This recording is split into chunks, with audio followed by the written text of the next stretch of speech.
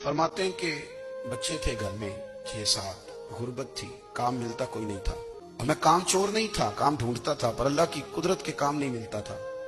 फरमाते हैं कि मैंने एक दिन अपनी अहलिया से कहा कि आज मैं फिर जाता हूँ काम ढूंढने। तो मेरी बीवी बड़ी फर्मा बरदार थी, पर उस दिन ना गुर्बत के हाथों तंग आके कहने लगी, आज ना कुछ लेके आया तो मैं बच्चे लेके चली जाऊंगी। शेख फरमाते हैं कि मैं बड़ा परेशान घर से निकला, पर मैंने सुबह से लेके जोर तक काम ढूंढा, काम मिला कोई नहीं।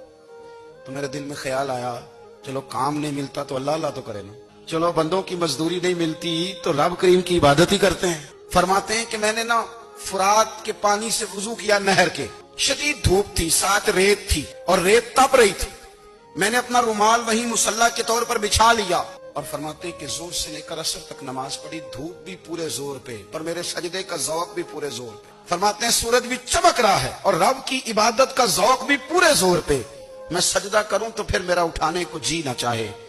फरमाते हैं कि असर तक मैंने नफल पढ़े, दिल ढलने लगा, असर की नमाज पढ़ी और मैं वहां से चला।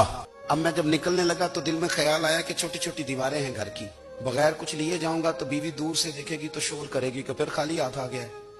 कहते मैंने अपने उसी रुमाल में जिसमें मैंने नमाज पढ़ी थी ना, रुमाल में की आखिर पंजाबी जो साफा कहते हैं, उसी में ना मैंने कुछ रेत भर ली कि वो दूर से देखेगी तो समझेगी कुछ लेके आया है। चलो जाके उसे बता दूंगा कि आज फिर मजदूरी नहीं मिली।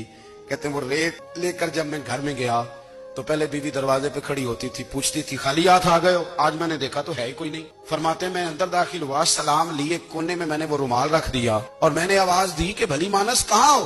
तो वो कहने लगी आप मुंह हाथ धो ले, मैं रोटी लेके आई। मैंने कहा रोटी कहाँ से आ गई? यहाँ तो कई दिनों के फाके, तो कई दिनों की गुर्बत है, यहाँ तो इस घर में तो फकीरी है। फरमाते हैं कि वो रोटी लेके आई और उस वक्त की जो मौजूदा नेमतें थी, समझ ले सलाद, अचार, हर चीज साथ लाई। मैंने कहा कि बच्चे कहाँ गए? कहने लगी वो खाना खा के खेलने गए, आप खाना खा लें आ जाते।